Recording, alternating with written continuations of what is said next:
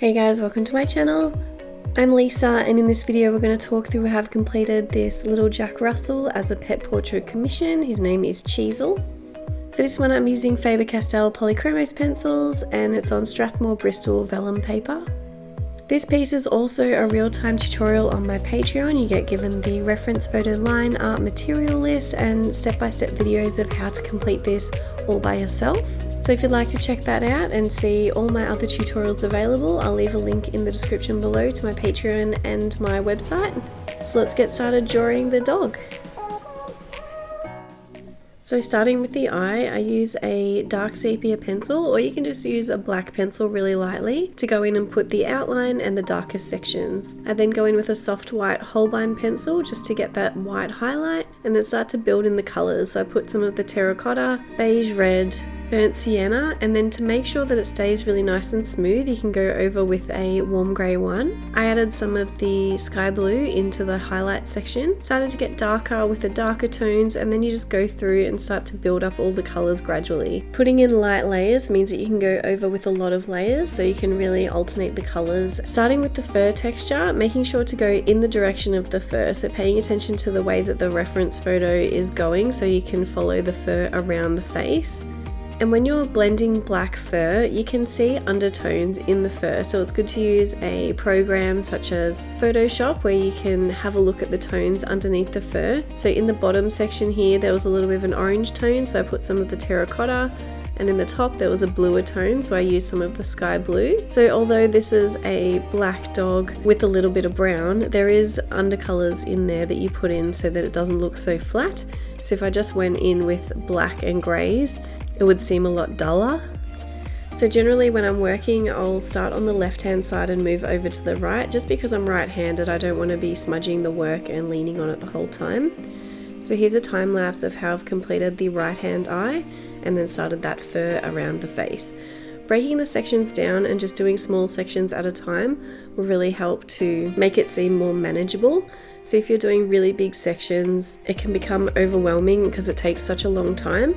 So breaking it down, it feels like you're sort of doing a lot when you're sort of doing small areas. And then moving on to the fur around the face, so you can see that I'm putting some blues in. And throughout the tutorial, I will speak about how I'm doing the fur lines and how I'm doing the blending as we go along. So these tutorials are really great for learning this sort of thing. And we're also going in with some of the colour pencil solvent just to make sure it's nice and black and that paper is really covered, you can't see any of the white coming through. Moving on to the nose, I go through with the black or the dark sepia pencil, put through the outline, going with the white Holbein waxy pencil to put down those little highlight sections, do a base of the cold grey one, and start to add all of those colours that we've used before. So the blues, oranges, this one had a bit of burnt carmine, the red colour, so I used a bit of that as well. Blending down with the black, warm grey 3, making sure to pay attention to your reference photo of where you can see all of the lighter and darker sections. Also adding in a couple of little dots here and there to add in some of that nose texture. Around the mouth, I did use my embossing tool here just to put in some lines to make sure we keep that sort of black and white speckled texture through the mouth and bottom section. I generally find the ridge of the nose on dogs and that probably the hardest part of the whole thing just because it's such short fur, but this one wasn't too bad. Going through with the base of the cold grey one, then I started to add all of those tones, but see how I'm holding my pencil on the side so that it's really light. So you don't want the colours to be really dark and saturated. You just want them to be really light and like a hint of this colour rather than a really bright blue colour or a really bright red colour. So then moving on to the back section, I started with the base of the cold grey one and started to add those same colours you can see underneath. So this one is the terracotta, adding in some of the sky blue.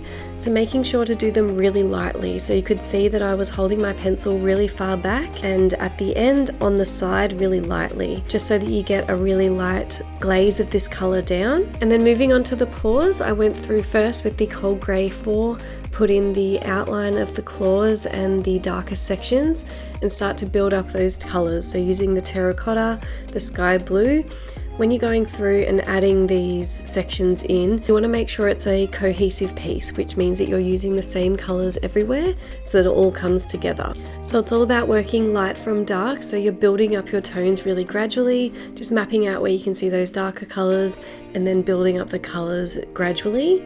Moving on to the back section, I did use a solvent for this one, so going through with the base of the cold greys because we can see some lighter sections at the top of this black section. Then going through adding more of the cold grey 4, getting darker with the black, and of course adding those undertones so you can see the blue tone especially at the top, and then using the brush just to really gently blend this down. So when you're blending, you want the brush to be just only damp, so you don't want it to be too wet and dripping. You want to wipe off a lot of this solvent and just use sort of a damp brush and gently just massage it into the paper. So you don't want to be moving the color around too much, you just want to be wetting it down and covering the tooth of the paper. And then when that dries, you can go over with a harder pressure and get down your darker sections. The last part of the piece is going through and adding in all of those whiskers over the top of everything at the end.